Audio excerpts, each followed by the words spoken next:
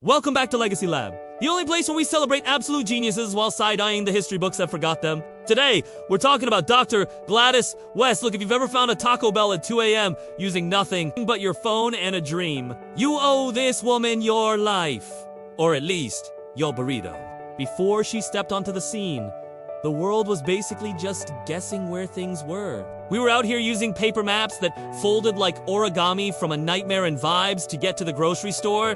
Born in 1930 in Virginia, Gladys spent her childhood picking tobacco. But she decided her brain was meant for bigger things, like planetary things. She landed a job at a naval base in 1956 as a human supercomputer, and while everyone else was playing with slide rules, she was busy solving the lumpy Earth problem. See, everyone thinks the Earth is a perfect, smooth sphere. But plot twist, it's actually a geoid, which is a fancy science word for a lumpy potato.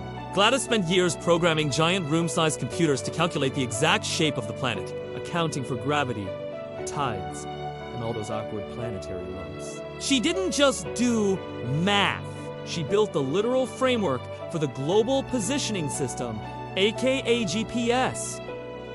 Fun fact, despite building the mathematical brain of the GPS, Gladys West actually preferred using a paper map for years, because she trusted her own calculations more than the machine, which is the ultimate "I made you flex." She was a hidden figure for decades, before finally being inducted into the Air Force Space and Missile Pioneers Hall of Fame in 2018, proving that being an unsung hero doesn't mean you aren't changing the world one coordinate at a time. If you're glad you don't have to pull over and ask for directions today, smash that like button, subscribe to Legacy Lab, and comment below.